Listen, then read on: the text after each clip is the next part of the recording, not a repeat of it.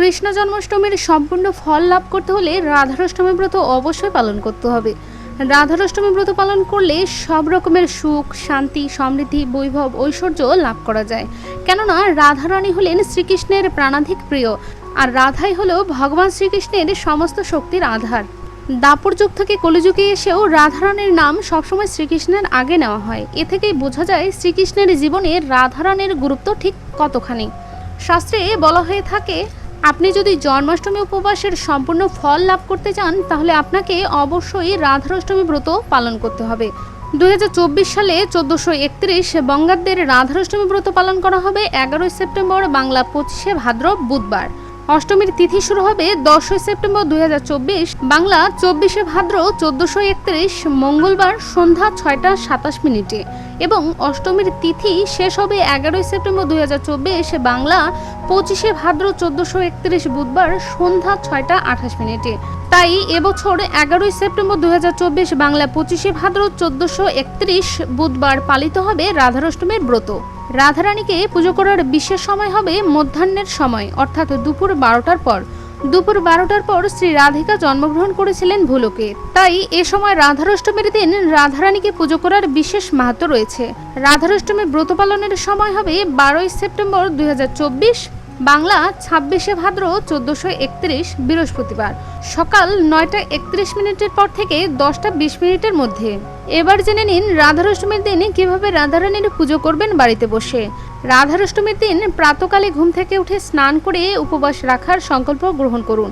পুজোর জন্য লাগবে শ্রীকৃষ্ণ ও রাধারানীর যুগল বিগ্রহ বা চিত্রপট, আরও লাগবে সুগন্ধি ফুল, স্নানের জন্য পঞ্চামৃত, আতপ চাল, নৈবেদ্য, 8 রকমের ফল, ভোগের সরঞ্জাম, নতুন বস্ত্র, তুলসী পাতা, সুগন্ধি ফুলের মালা, প্রদীপ, ধূপ ধুনা ইত্যাদি আরতির সকল ধরনের সরঞ্জাম।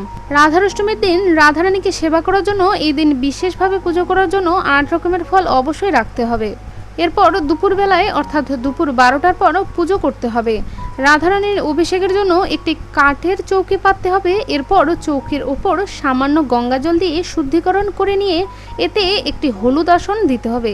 এরপর একটি পরিষ্কার পাত্রে রাধাকৃষ্ণের যুগল বিগ্রহ রেখে পঞ্চামৃত দিয়ে স্নান করাতে হবে। পঞ্চামৃতের মধ্যে থাকবে দুধ, দই, ঘি, মধু, চিনি, গঙ্গা জল, তুলসী পাতা ইত্যাদি এবং একটি জলদান শঙ্খ দিয়ে বিগ্রহকে অভিষেক করতে হবে। এরপর যে কোনো ফলের রস দিয়ে অভিষেক করতে হবে। তারপর সুগন্ধি জল, চন্দন বাটা, গোলাপ জল ইত্যাদি মিশিয়ে তৈরি করে সেই জল দিয়ে অভিষেক করতে হবে। নানা রকমের সুগন্ধি ফুল একত্রে বিগ্রহের উপর অর্পণ করতে হবে। সবশেষে বিগ্রহকে বা চিত্রপটকে সেই চৌকির ওপর বসিয়ে ভোগের জিনিসপত্র সাজিয়ে দিতে হবে। ভোগে 8 রকমের ফল এবং মিষ্টি রাখতে পারেন।